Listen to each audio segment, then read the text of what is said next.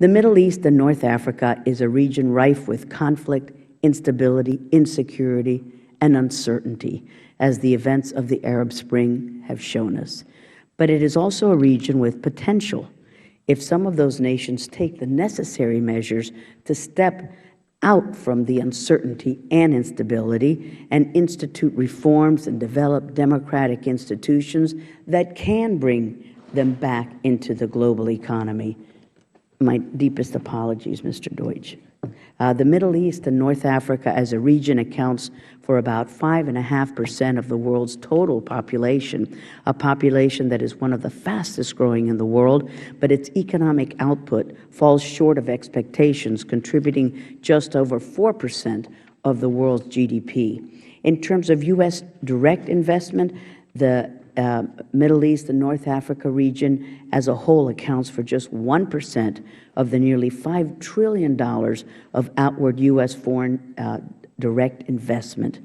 Those numbers are incredibly lopsided, but that means that there's room to grow and to expand. But it can only be done if many of the countries in the region implement much-needed political reforms, economic reforms, rule of law reforms. Local businesses and foreign businesses alike run into rampant cronyism, protectionist policies, corruption, regulatory burdens that stifle economic growth and take away the incentive from those seeking to do business in the region. This makes it difficult not only for the governments themselves to invest in infrastructure and integrate themselves into the global economy, but it also makes these countries undesirable for foreign direct investment, which in turn exacerbates their economic struggles and their inability to reduce their already high unemployment numbers, and the cycle continues. This is a region that continues to significantly underperform in terms of economic output relative to its total population. That means they become overly reliant on outside foreign assistance. And one of the largest providers of foreign assistance is the United States, because these countries are behind in instituting democratic reform. In fact, the only democracy in the region is our close friend and major strategic partner, the democratic Jewish state of Israel. It is probably no coincidence, then, that Israel enjoys the economic benefits that few countries in the region do, and that is why it is a great environment for American businesses to operate and thrive in. But Israel is not the only country in the region with whom we have strong ties. We have free trade agreements with 5 countries, including our partners, Israel, as I mentioned, Jordan, and Morocco. But there are others which we can continue to seek ways to expand our trade and investment opportunities. Is our policy too concentrated on security matters and not enough on trade and investment opportunities? We need to find ways for American businesses to help the economies of the region grow.